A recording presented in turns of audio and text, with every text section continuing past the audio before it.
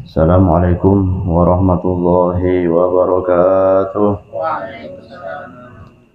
Bismillahirrahmanirrahim. Rabbi shrah li sadri wa yassir li amri wahlul 'uqdatam min lisani yafqahu qawli wa saddid lisani wahdi qalbi bihaqqi sayyidina Muhammadin sallallahu alaihi wasallam.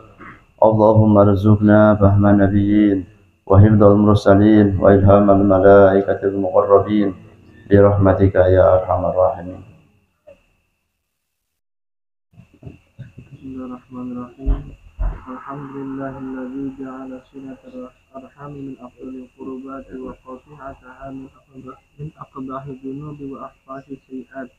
Ja'at bidzalikal ayatul bayyinat wa waradat bihil ahaditsus sahihat an sahibi syar'i alaihi afdhalus salati wa atamus salam wa ala alihi wa sahbihi sadatil a'lam.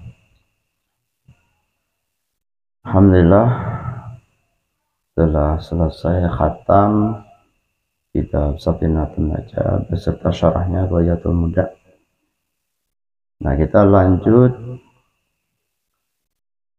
akan kajian kitab At-Tibyan yang disusun oleh Hadratus Syekh Hasyim Asy'ari. Dengan sebab itu, maka sebelumnya kita bacakan terlebih dahulu surah Al-Fatihah. Ala hadiniyah wa ala kulli niyatin shalihah ila hadratin Nabil Mustafa Rasulullah sallallahu alaihi wa alihi wasallam, khususan ila Syekh Al-Fatihah. A'udzu billahi minasy syaithanir rajim. Bismillahirrahmanirrahim. Alhamdulillahi rabbil alamin. Ar-Rahmanir Rahim. Maliki yaumiddin. Iyyaka na'budu wa iyyaka nasta'in. Ihdinas siratal mustaqim. Siratal ladzina an'amta 'alaihim ghairil maghdubi 'alaihim waladdallin. Di dalam kitab At-Tibyan ini akan menjelaskan tentang sebagian budi pekerti atau akhlakul karimah di dalam isi kitab ini ya. Jadi At-Tibyan ini ada At-Tibyan yang di dalamnya itu menjelaskan tentang ilmu-ilmu atau fadilah-fadilah Al-Quran yang disusun oleh Al-Imam An-Nawawi. Dan juga ada lagi kitab At-Tibyan ini yang disusun oleh Hadratus Syekh Hasyim Asy'ari, yang mana di dalamnya menjelaskan tentang sebagian daripada akhlakul karimah. Seperti biasa, sebelum melakukan sesuatu atau memulai sesuatu yang baik-baik, ya, termasuk kita akan mempelajari, mengkaji, atau juga menulis satu karya yang bermanfaat, yang baik, itu terlebih dahulu membacakan atau menulis Bismillahirrahmanirrahim. Khasiat Bismillah ini banyak, dan juga fadilah, keutamaan, kisah-kisah yang berhubungan dengan Bismillahirrahmanirrahim ini luar biasa. Jadi kalau diartikan Bismillah dengan menyebut nama Allah, tidak dengan nama-nama yang lain, ya, karena kita meyakini bahwa tidak ada Tuhan selain Allah. Maka yang kita sebut yang paling pertama itu yaitu nama Allah.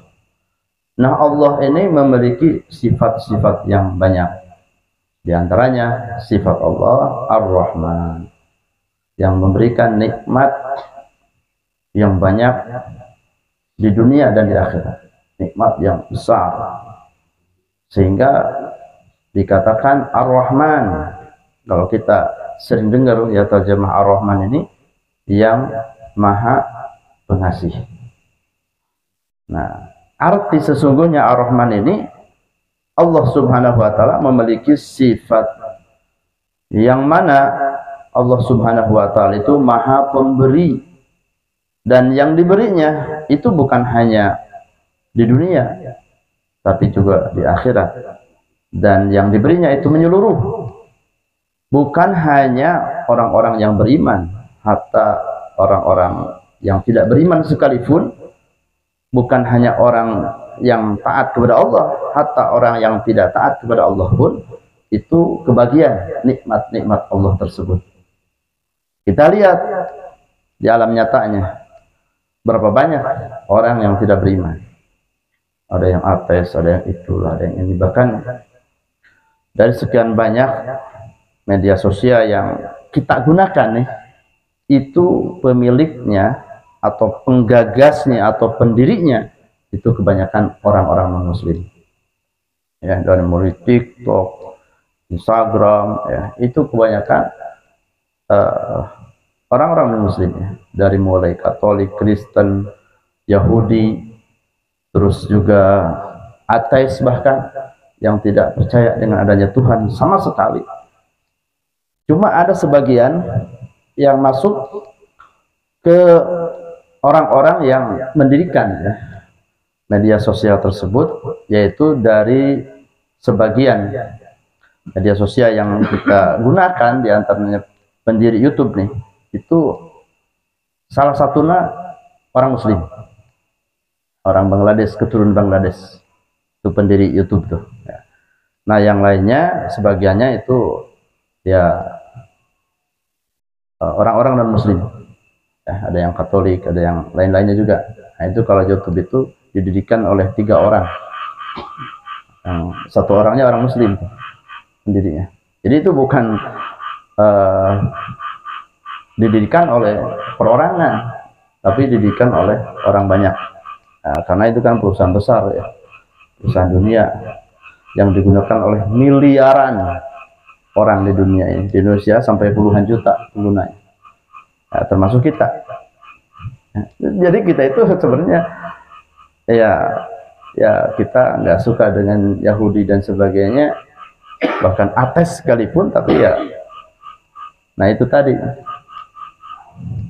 yang mereka ciptakan gitu kan, yang mereka dirikan, nah itu pemiliknya gitu kan bukan dari kalangan orang-orang non Muslim, cuma ya itu hanya sebatas media seperti kendaraan dan sebagainya, itu kan kebanyakan orang-orang non Muslim, ya, pendirinya itu atau penciptanya itu atau pemilik pertamanya atau bosnya itu kan, ya, hanya sebagian kecil aja. Karena memang yang namanya orang Islam di dunia ini bukan untuk seluruhnya gitu kan, digunakan untuk mendapatkan dunia.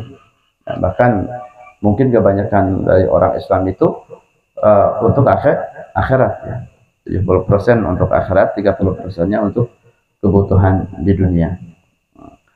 Nah, pencipta kendaraan gitu kan, nah, itu kan kebanyakan orang-orang Muslim. Cuma ada salah satunya yang masuk Islam. Dan juga perusahaan-perusahaan yang lain banyak, ya.